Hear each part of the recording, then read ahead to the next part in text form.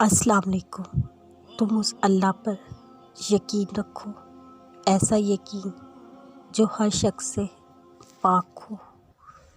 رب سے عشق میں ایک وقت وہ بھی آتا ہے، دعا تو بہت دور کی بات ہے۔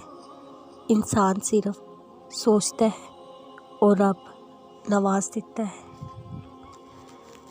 جب تم اپنے آپ پر ضبط کر کے خود کو کسی ایسے کام سے روکتے ہو جو تمہاری پسند کا ہوتا ہے مگر تمہارے رب کو پسند نہیں ہوتا، تو تم جانتے ہو اس وقت اس رب کو تم پر بہت پیار آتا ہے اور اس لمحے وہ تمہاری دعا پر کن فرما دیتا ہے۔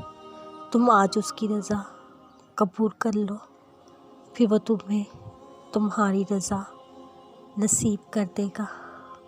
ایک دن تم دیکھو گے تمہاری آنکھیں شکر کے آنسو سے بھر جائیں گی، تو اپنی ہر تکلیف بھول جاؤ گے اور اللہ کے معجزوں پر حیران رہ جاؤ گے۔ تمہارے صبر کا اجر بہت حسین ہوگا۔ دیر ہونے کا مطلب یہ نہیں کہ وہ دعا کبھی قبول نہیں ہوتی۔ تم دعا مانگنا ہی چھوڑ دو، دعا مانگنے کا مطلب یہ بھی نہیں کہ اسی وقت قبول ہو جائے۔ ہاں، کچھ دعائیں منہ سے نکلتے ساتھ ہی قبول ہو جاتی ہیں، تو جن میں دیر کرتا ہے نا، ان میں صرف وہ تمہارا امتحان لیتا ہے، تمہارا صبر آزماتا ہے، تمہارا یقین آزماتا ہے۔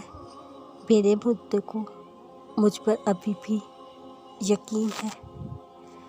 کائنات میں کتنی بڑی بڑی رکاوٹیں کیوں نہ آ جائیں، کوئی ایسی رکاوٹ نہیں جو تمہاری آواز کو اس تک نہ جانے دے، کوئی ایسی پکار نہیں جو اللہ نے تمہاری سنی نہ ہو۔ اگر وہ دیر کر رہا ہے تو ممکن ہے اس کے پیچھے اس کی کوئی مصلحت ہو یا تمہارا مانگنا اسے پسند آ گیا ہو۔ درد کا پہلا دال نکال دے تو رد بنتا ہے، دوسرا دال نکال دے تو درد بنتا ہے۔ کسی کے درد سے جب انسان رد کر دیا جاتا ہے تو درد ملتا ہے، اور یہی درد انسان کو اس درد سے جوڑ دیتا ہے جہاں کوئی بھی رد نہیں کیا جاتا۔